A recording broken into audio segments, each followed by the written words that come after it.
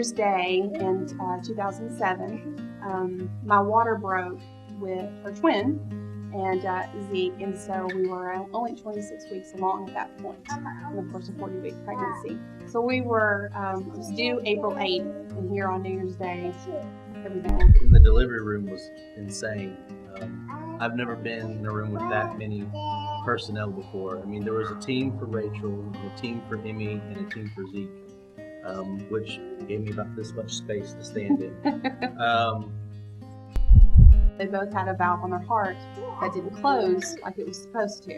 It was very comforting when they say, you know, this is not abnormal. We take care of these things, you know. And it was nice to hear that this is not, you know, something new.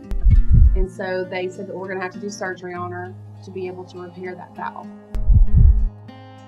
You meet the doctor, you shake his hand, and his hand just seemed huge.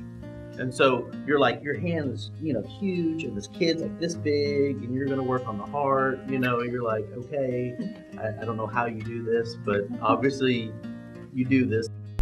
There were times where we were sure that both would come home. And there were times where, you know, you worried that only one would come home. And then there were days where you weren't sure that we would come home with either one of them.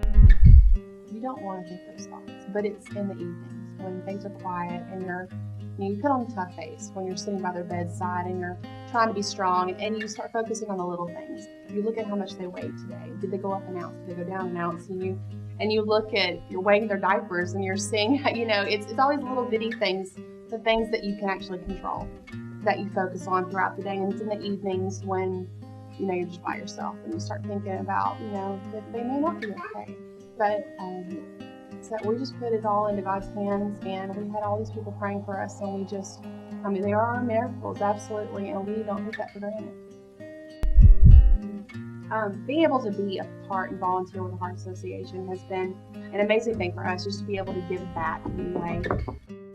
Without the research and procedures and medicines, there's a good chance that I wouldn't have my daughter here with me or my other son. But we've had family members that have had strokes. I had a grandmother that had 6 bypasses. You know, so any issue with the heart is everyone's got a family member or a friend that they can remember that's had some sort of issue with their heart, be it stroke or heart attack. You know, our child has benefited from the Heart Association and the work they've done and the research that they have funded.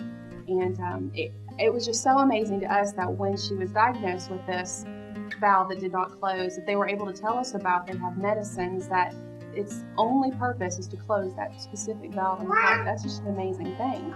And also that they can come in and they can, you know, this tiny 2-pound baby, they can go in and they can close this valve and be so specific about it. And all of those types of things, it's all funded, and that's all part of research that has to happen in order to be able to save these little lives.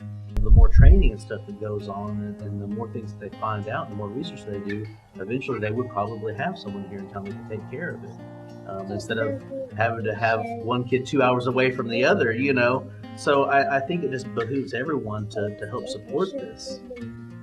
But she has done just tremendously well. That one surgery, which was so terrifying, really was a turning point in her life. And from that point on, it was just continuously uphill. And she's done just extremely well. And my name is Welch.